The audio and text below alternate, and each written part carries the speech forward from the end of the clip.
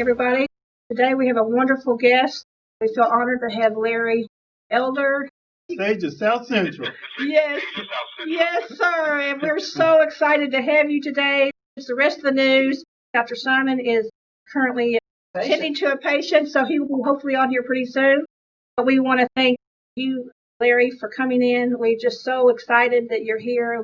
I just feel honored that you're here. And I just want to tell you this, too. I just thank you for standing in the gap for all Americans and for everything you do. You're a brave warrior out there. Well, I appreciate it. I don't see myself that way, but others have said that. No one's shooting at me. I'm not charging, the storming the beaches of Normandy. I'm not like MLK, who's out in the streets. I could have gotten assassinated. I'm sitting in an air-conditioned studio. All I'm doing is telling the truth. But I appreciate it. All right. All right. Well, we appreciate you, brother. This is going to be about a 10-minute interview, and I want you to feel free to promote your books where our listeners can get them as far as going to a website is concerned or anything like that. I want to start off in talking about your latest project, Uncle Tom. Is it a movie, brother? Could you talk to me a little bit about that? It's a documentary. It's about an hour and a half, and the idea came to me because a young man, director named Justin Malone, came to me a couple of years ago and wanted to interview me about some movie he was doing about why black conservatives get so much heat. And so I sat down with him for 15, 20 minutes, and I forgot about it. And then maybe a few months later, he came back and he wanted to show me the footage. And he showed it to me. I loved the way he shot it. It was just black and white. It was stylish. I loved the way the angles were. I thought the questions were really good. And it was just maybe 5 minutes of 3 different interviews is all he had. And I said, well, do you have the money to finish the project? He goes, oh, no, I just put a little bit of money in. I don't have the money. And I asked him how much he thought it would take. He told me. And I said, look, I think this thing could really be something, but we'll partner together and I will raise the money. You direct it, help you write it. It took us 2 years and now it's done. Wow. And we interviewed Candace Owens. We've interviewed Alan West, Herman Cain, Clarence Thomas is in it. Some of my heroes are in it, like Walter Williams and Thomas Sowell. The question is simply exploring why can't black individuals think like individuals, have a point of view without being castigated by our own people as self-loathing and want to be white. Why can't we have a discussion about which party is advancing the best interests of black people? Take the Republican Party, for example. I happen to be against abortion. 25% of abortions in this country are on black females. I also happen to believe a strong proponent of school choice. I went to a school called Crenshaw High School. You saw that movie a few years ago called Boys in the Hood. That was my high school. It's an inner city high school. Only 3% of the kids can do math at grade level. Now, what parent sends their kid to a school where only 3% of the kids can do math at grade level if that parent has an option out? Well, the Democratic Party is wedded to the Teachers Union. The Teachers Union hates the idea of vouchers. Yet the Republican Party is a party that wants parents to have choice. So if the route to the middle class is to get a good education, and one party is supporting that route, and one party is giving me far more options, it seems to me that alone ought to make me rethink the 95% monolithic black vote that the Democratic Party has enjoyed for so many decades. But it really isn't even a pro-Republican or pro-Trump movie. It's a pro-think for yourself movie, stand up for yourself. Why is it that when one simply stands up and says, I believe that not everything can be traced to slavery and racism, and I don't believe that racism, what you call institutional racism or systemic racism or structural racism, even exists anymore, and to the extent that racism does exist, of course it always will, I don't think in 2020 it can stop anybody willing to work hard, invest in himself, and avoid making bad moral mistakes. So if you feel that way, you're an Uncle Tom, you're a self-loather, you're a sellout, you're a Sambo, what do you say? Why can't we have intelligent discussion within the black community, within America, without the other side being castigated like that? Well, it's interesting you said about how some within the black community, liberals, the radicals, if you're a black conservative, you're really just demonized and called Uncle Tom. And I remember one time, I just want your feedback on this. One time a guy called me that, Uncle Tom, and I became livid. And I said to him, don't you ever call me that again because I don't deserve to be complimented that way. And so he came back wondering, what's wrong with this guy? And I said, haven't you read the book? And that's it, Corey. There you go. Most people have never read the book. Otherwise, they would not use the term Uncle Tom because Uncle Tom was a hero. We also explored that in the book. It really is sort of kind of irrelevant because the point is it's a term that's become a term that means you don't like your own kind. So even if historically is incorrect, the point is that's why people use the term. But historically, we do explore that in the movie and set that straight. Joe Biden, I think he's talking to Charlemagne the God out of the Breakfast Club. What's your reaction to Biden's comment? Well, that's sort of why I did the movie Uncle Tom, the idea that there's only a certain way to be black. Now, what I found interesting about that, Corbin, is that Joe Biden apologized for it. All Joe Biden did was express a point of view that is a standard point of view within the Democratic Party. Don't you remember last year, Ayanna Pressley, a black member of the so-called squad, at a convention said, we don't need any more brown faces that don't want to be brown voices. We don't need any more black faces who don't want to be a black voice. What is that but saying there's only a certain way to be black? She said the same thing that Joe Biden did, got no criticism whatsoever. So if a white person says the same thing that black Democrats say, somehow that's bigotry, but when a black person says it about another black person, it's okay. Mr. Elder, we had Vernon Robinson on our program not too long ago. He wrote the book, How Blacks Will Reelect President Trump.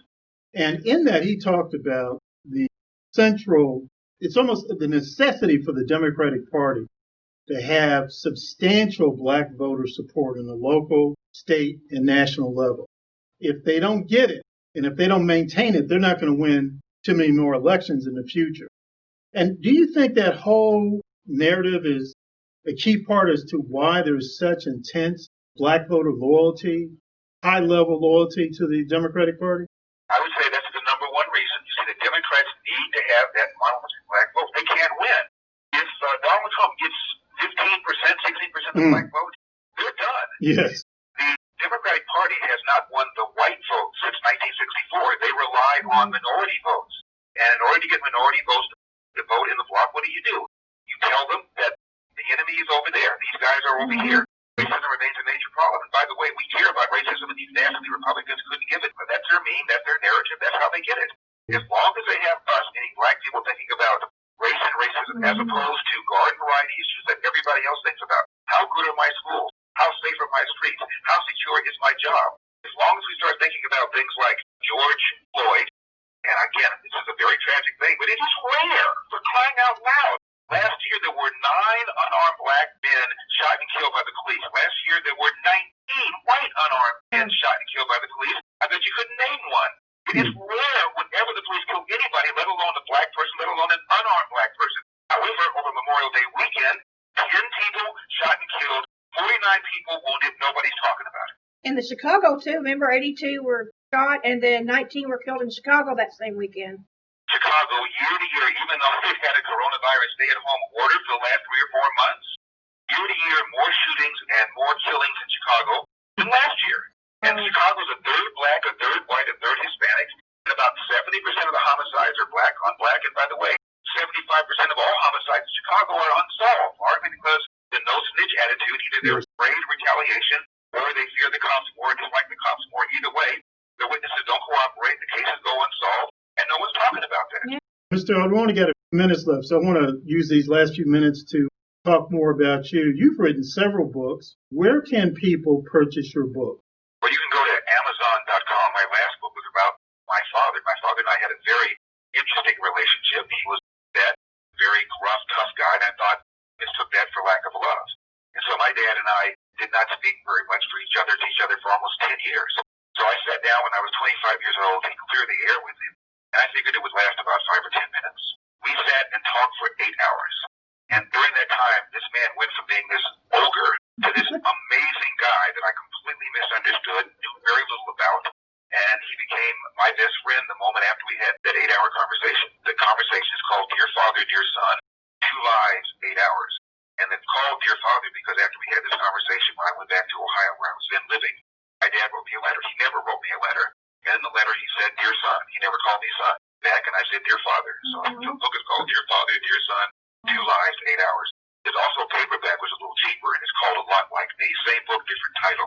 The documentary, Uncle Tom, is available for trailer viewing on UncleTom.com. I've got 3 30-second trailers up there. And the movie comes out online on June 19th. You can just go on UncleTom.com on June 19th and download the movie, check it out. And I promise you, you're going to enjoy it. It's not angry, it's not defensive, it's not saying, how dare you call me this. It starts out with a young contractor, black contractor, and somebody approached him who was Republican. And he said, I'm not a Republican, I'm a Democrat.